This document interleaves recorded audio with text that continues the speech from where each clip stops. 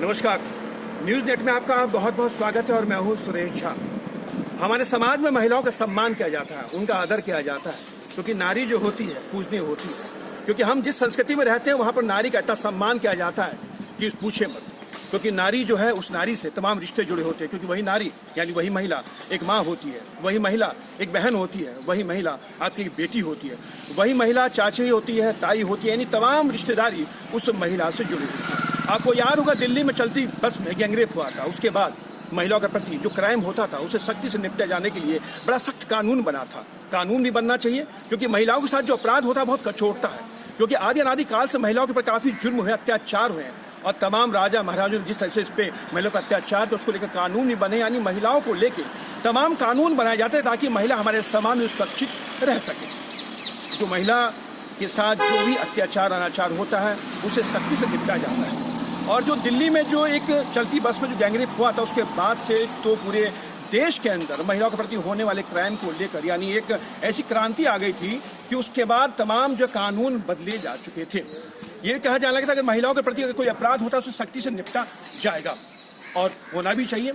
लेकिन कई बार ये देखने में आता है कि जो महिलाओं के प्रति जो क्राइम होता है उससे सख्ती से निपटा ही जाता है। लेकिन कई बार ये देखा गया है कि कुछ महिलाएं इन कानूनों का बेजा इस्तेमाल करती हैं। वो बेजा इस्तेमाल इस तरह होता है कि अगर कहीं किसी बात पर आपके साथ नोकझोंक हो गई, लेन देन का झगड़ा हो गया, यानी कोई भी बात विवाद हो गया, तो महिलाएं उसको दिल पे ले लेती हैं। उस कानून का जो कानून के लिए रक्षा करने के लिए बना है उसका बेजा इस्तेमाल होता है, यानी आपके खिलाफ एफआईआर झूठी हो जाती है। और अगर किसी भी एफआईआर झूठी हो गई तो उसका निकलना बड़ा मुश्किल होता है। अगर कोई अच्छा आयोग होगा, अगर कोई अच्छा जांच अधिकारी होगा तो कहीं ना कहीं दूध का दूध पानी का पानी कर देगा। लेकिन अगर इसमें अगर आप फंस गए तो आपका निकलना बड़ा मुश्किल हो जाता है। आज हम इसी विषय बात करेंगे कि महिलाओं को हमारे समाज में, हमारे कानून में प्रोटेक्ट करने के लिए तमाम कानून बने हुए हैं, और अगर कुछ महिलाएं इन कानून का बेजा इस्तेमाल करती हैं तो वो महिलाएं जिनके साथ वास्तविक में अत्याचार जुर्म होते हैं तो वो कहीं ना कहीं सफर करते हैं। तो आज इसी विषय पर हम कानून की जानकार हैं अनुसुईया चौधरी, उनसे बातचीत करेंगे। मैम, आपका बहुत स्वागत हमारे चैनल के पर। मैम, आपने पूरा सुना कि हमारे समाज में महिलाओं का आदर किया जाता है, तमाम कानून बने हुए महिलाओं को सुरक्षित प्रदान करने के लिए होना भी चाहिए। लेकिन कई बार ये देखने में आ रहा है कि कुछ महिलाएं ऐसी हैं जो हमारे समाज में कहीं ना कहीं जो महिलाओं प्रति जो होने वाले अपराध हैं उनको रोकने के लिए जो होना चाहिए कानून जो बना हुआ है उसका कहीं ना कहीं बेजा इस्तेमाल करती हैं। आखिर ऐसा क्यों है? हमारे देश में जो लॉ है महिला के प्रोटेक्शन के लिए वो बहुत फीमेल सेंट्रिक है। मतलब ये कि अगर एक महिला पुलिस स्टेशन पहुंच गई और कंप्लेन कर दिया, सबसे पहले उसको कॉग्निजेंस लेना अनिवार्य है, उसको पुलिस को वो एक्सेप्ट करना जरूरी है जी। ये सिचुएशन ज्यादा स्ट्रिक्ट आपका 2012 निर्भया केस के बाद हो गया, जो पूरे वर्ल्ड में बहुत ही फेमस है। सो आज के डेट पे जो घटनाएं होती है छोटी छोटी शहरों में, अभी आपके 2-3 महीने पहले यूपी में बैक टू बैक आपके काफी सारे बलात्कार के केस हुए थे। वहां पे औरतों को इतना इस लॉ के बारे में पता नहीं और समाज में एक इंसल्ट ना हो जाए, इसीलिए बहुत औरतें लेकिन शहरों में जहाँ पे लड़कियां पढ़ी लिखी है उनको पता है कि उनके हाथ में ये जो लॉ है महिला के प्रोटेक्शन के लिए, वो आपका एक औजार हो गया उनके लिए। तो ये क्या करते हैं, उनको मालूम है कि लॉ उनके फेवर में है और जो उनके साथ जो मर्द है वो उसके खिलाफ नहीं जा पाएंगे, तो इसको औजार की तरीके से यूज करके जो लोग इनफैक्ट जिनका कोई लिंक भी नहीं उनको भी जेल में भेजने का ये बहुत ही अच्छा अस्त्र हो गया है।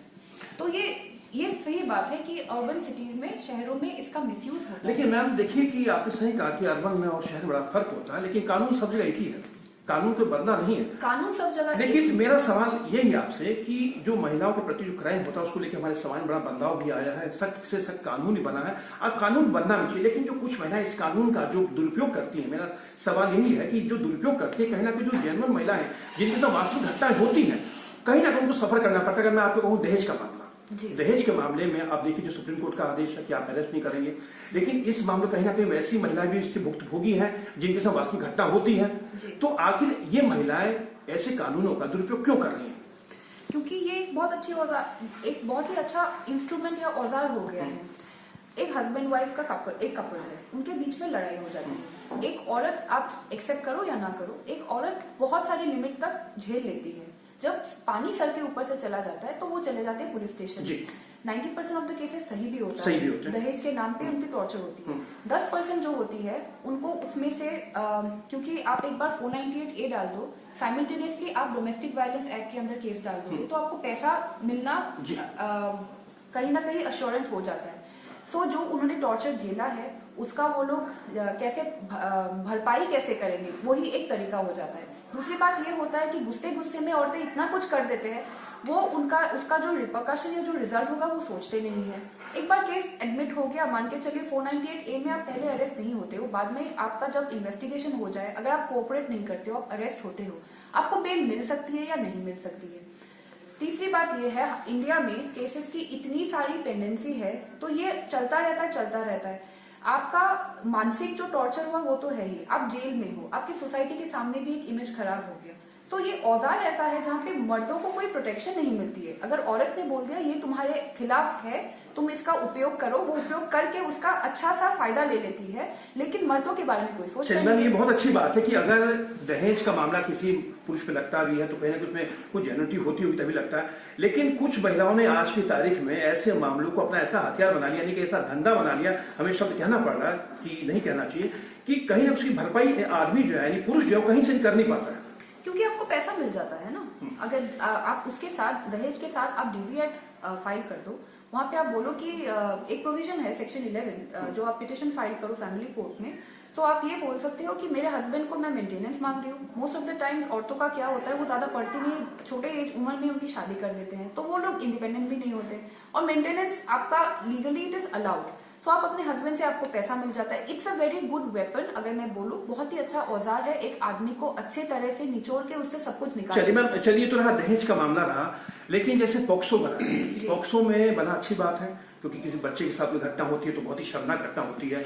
पॉक्सो केस में देखा जा रहा है कि आप कहीं ना कहीं इसके षड्यंत्र की बुआ आ रही है। इसमें कई ऐसे मामले हैं जहां पर कई बेगुनाह लोग जेल के अंदर सड़ रहे हैं क्योंकि उनपे सिर्फ पॉक्सो लग चुका है। अब वो पॉक्सो के अंदर कैसे प्रूव करेंगे कि हम ठीक है, क्योंकि पुरुष तो उनको खुद करना है कि साहब हमने ये काम नहीं किया, लेकिन एक पुरुष है जिस पर पॉक्सो लग गया तो कैसे प्रूफ करेगा, तो उसको भगवान ही प्रूफ कर सकता है। तो क्या कहेंगे आप इसको लेकर? पॉक्सो का एक्ट ये था कि आप बच्चों को, जो आपका सेक्सुअल वायलेंस है, ऑफेंसेस है, जो आपका इंटरनेट वगैरह पे होता है या सेक्सुअल वायलेंस होता है, उसके अगेंस्ट आप उसको प्रोटेक्ट करोगे। तो चिल्ड्रन मतलब below the age of 18 years, right. आजकल का जमाना ये है जहाँ पे सब कुछ इंटरनेट पे चलता है ना, और बच्चों को प्रोटेक्ट करने के लिए पोर्नोग्राफी वगैरह से आप इसके प्रोटेक्शन के लिए आपने ये एक्ट लाया है।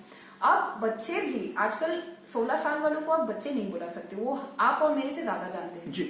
तो वहां पे क्या होता है कि अगर उनको पता है कि अच्छा इसके अगेंस्ट में कुछ कर सकती हूँ, या इसको मैं जेल भेज सकती हूँ, या मैं अपना जो खुन्नस है वो निकाल सकती हूँ, तो इसके अगेंस्ट केस डाल दो।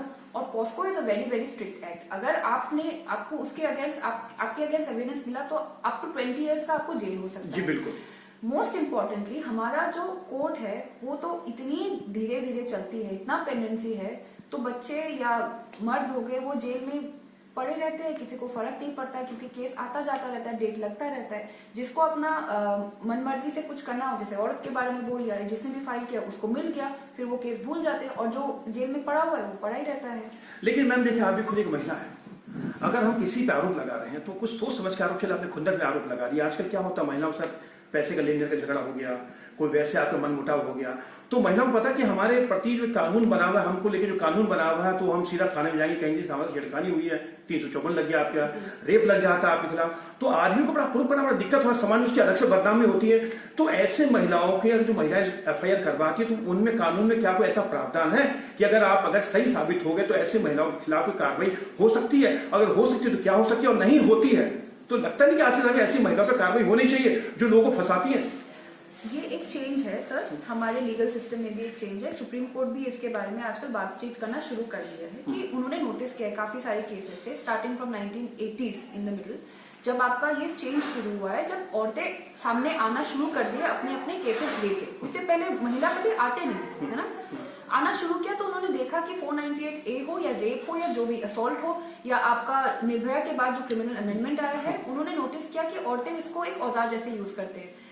रेप हो गया, ये बहुत इमीडिएट फॉर एग्जांपल रेप पे अगर आपने इमीडिएटली मेडिकल टेस्ट करवाया तो सही है। बहुत औरतें बहुत लेट आती हैं। आजकल इंटरनेट पे भी मूवमेंट चल रहा है, मी टू चल रहा है, या बॉलीवुड का जो भी हो गया, औरतें स्पीकअप करना शुरू कर दिया है। एक चीज आप नहीं भूल सकते सर, मर्दों के सामने हम वीक है, लेकिन उस वीकनेस को हम भरपाई कहाँ करेंगे? हम भी इंसान है कहीं ना कहीं। उस भरपाई का ये लॉ का वो लोग इस्तेमाल करते हैं कि बेटा तुमने ये हमारे साथ किया, अब हम तुम्हारे साथ। तो मैम क्या ये हमारे समाज के लिए खतरे की घंटी नहीं है कि अगर आप समाज के अंदर आपके मन उठा हुआ, ठीक है अभी कहीं से नहीं, महिला कहीं से भी आज की तारीख वीक नहीं है, बल्कि पुरुष ही वीक होता है, लेकिन आप अगर एक प्रोटेक्शन का, अपने इस कानून का अगर बेजा इस्तेमाल करें तो आप सोचिए कि जिस तरह आपने आरोप लगाया उस पर क्या बीतती होगी, कैसे रहता होगा, कैसे सवाल मुंह दिखाता होगा। ये सवाल आप मुझे अकेले में पूछ रहे हो, एज अ गर्ल मैं आपको ये बता रही हूँ, अगर आप 10 महिलाओं को पूछेंगे वो आपको इसका ये जवाब देंगे कि आपने जो हमारे साथ किया उसका ही उत्तर अगर हम आपको आप ही के लैंग्वेज में दे दे तो आपको बुरा लगता है? नहीं, तो बुरा है। आप जहाँ बात का जवाब देने का तरीका होता है, आप उसको जो हथियार आपके पास उसका हथियार का गलत इस्तेमाल करेंगे तो कहीं ना कहीं गलत जाके लगेगा। हथियार गलत नहीं है, उस हथियार का जो लोग उपयोग कर रहे हैं उनका वो तरीका गलत है। आप समझ रहे हो, आपका जो लॉ है वो गलत नहीं है, लेकिन लॉ का जो उपयोग जिनको करना चाहिए वो कर नहीं रहे हैं, जिनको नहीं करना चाहिए, जिनको जरूरत नहीं है वो उसमें घुस जाते हैं। अच्छा, ये बताइए मैम कि जो लोग इस तरह की बात करती है, जो महिलाएं जो इस तरह की इसका गलत इस्तेमाल करती हैं, कानून में उनके खिलाफ क्या प्रावधान है? फिलहाल तो ऐसा कुछ प्रावधान है नहीं, पर कोर्ट इसका मेजर्स लेते हैं। कोर्ट अपने ऑर्डर्स में लिखते हैं कि ये औरतों को करना नहीं चाहिए। 498A में उनको ये गलत एग्जाम केसेस फाइल नहीं करना चाहिए, and that the courts should take strict measure. यानी कानून में कोई प्रावधान है, कोई महिला किसी पे झूठा आरोप लगाती है तो कोई प्रावधान नहीं है? फिलहाल तो नहीं है, लेकिन अगर आपको लगता हो तो आप बाद में चीटिंग का कर सकते हो, आप एफआईआर लॉन्च कर सकते हो, मानहानि का। अच्छा मैम, हमारे देश में एक मांग उठी है पुरुष आयोग, क्योंकि पुरुषों को लेकर कोई भी आयोग नहीं बना, महिला को लेकर तमाम आयोग बने, महिला आयोग बने, तमाम महिला आयोग बने हुए, तो उनमें महिलाओं की सुनवाई तो हो जाती है, और जो पुरुष के साथ जो कोई दुर्घटना होती है, उनके साथ जो आरोप लगता है उसके लिए कोई भी आयोग नहीं। आप खुद एक महिला है, एडवोकेट भी है, पढ़ी लिखी है, क्या लगता नहीं कि आज के समय में पुरुष आयोग बनना भी एक जरूरी हो चुका है? मेरे हिसाब से वो स्टेज हम अभी तक पहुंचे नहीं है। मैं आपको बताऊं क्यों। अभी भी अगर आप देखो, पॉलिटिक्स में देखो या बिजनेस में देखो या डॉक्टरी में देखो, किसी भी फील्ड में देखो, अभी भी विमेन आर अंडर रिप्रेजेंटेड। वो स्थिति अभी तक पहुंची नहीं है। पर हाँ, जिस हिसाब से फेमिनिज्म चल रही है, जिस हिसाब से औरतें उभर के आ रही है, अभी मोर एजुकेटेड, इंडिपेंडेंट है, तो शायद आज से 10-20 साल बाद जरूरत हो। पर फिलहाल अभी this is an age of women. अब औरतों को पता है कि उनके पास क्या राइट है क्या नहीं है, तो उसका वो लोग पूरा उपयोग कर रहे हैं। लेकिन मैम आप महिला हैं, आज जैसे कि निर्भया केस की बरसी भी है, निर्भया बरसी को मौके पर मैं आपसे ये सवाल कर रहे हैं, आपसे इंटरव्यू कर रहे हैं, ऐसी महिलाएं जो इसका बेजा इस्तेमाल करती हैं, आप उनको क्या संदेश देना चाहती हैं as a women? As a women, as a lawyer मैं यही बोलूंगी, ये एक लीगल फील्ड में आप बात करें, पर मैं एक इमोशनल नोट पे बोलूंगी कि रिश्ते जो है संभाले जाते हैं, उनको संभालो। अगर नहीं संभाले जाते तब आप लॉ का, पुलिस का हेल्प लो। पर जो लोग रिस्पॉन्सिबल नहीं है, जो बेगुनाह है, उनको आप मत फंसाओ। स्पेशली आपके हस्बैंड लोग हैं तो उनके माता पिता, जो भी हो, बॉयफ्रेंड हो, हस्बैंड हो, दोस्त हो, जो लोग गुनहगार नहीं है उनको मत फंसाओ, क्योंकि जिंदगी एक ही बार मिलती है। बेचारे पड़े रहेंगे जेल में, फिर कुछ होगा नहीं, उनकी जिंदगी बर्बाद। आप तो निकल गए ना, लेकिन बेगुनाहों की जिंदगी को आप वेस्ट मत कीजिए। चलिए, आपका बहुत बहुत धन्यवाद। ये थी सुप्रीम कोर्ट के एडवोकेट अनसुईया चौधरी जो हमारे साथ बातचीत करी थी। आज हमने जो इशू उठाया है वो उठाया महिलाओं के जो कानून बने उसका जो बेजा इस्तेमाल हो रहा है, और उसकी वजह यह है क्योंकि आज जो है निर्भया रेप केस की बरसी है। क्योंकि ये जो साल 2012 में जो कांड हुआ था, उसके बाद से जो कानून में बदलाव आया था, उसके बाद ही ये तमाम कानून बने थे, और उस दौर के अंदर ये था कि महिलाओं के प्रति जो क्राइम होता है उससे सख्ती से निपटा जाए। क्योंकि जो निर्भया के साथ जो दरिंदगी हुई थी वो इतनी भयानक थी कि उसको सुनकर, उसको देखकर आदमी रोंगटे खड़े हो जाते हैं। उसी को देखते हुए किया गया था। लेकिन जिस तरीके से महिलाओं के प्रति होने वाले अपराध को रोकने के लिए जो कानून बना है उसका जो बेजा इस्तेमाल हो रहा है, उसकी वजह से आज हमारे जेल के अंदर सैकड़ों बेगुनाह जेल में बंद है। और वो महिलाएं जो आरोप लगा के निकल जाती हैं, उन महिलाओं को सोचना चाहिए कि आपको ठीक है, आपसे किसी से खुंदक है, कोई झगड़ा है, कोई लड़ाई है, उसका हल किसी और तरीके से मिल सकता है। लेकिन कहीं ना कहीं आप जो इन कानूनों का जो बेजा इस्तेमाल करती हैं, उसकी वजह से जो जैनों महिलाएं होती जिनके संग वास्तव में कोई घटना होती है, उनको सफर करना पड़ता है, काफी सफर करना पड़ता है। ये था हमारा खास प्रोग्राम महिलाओं को लेकर।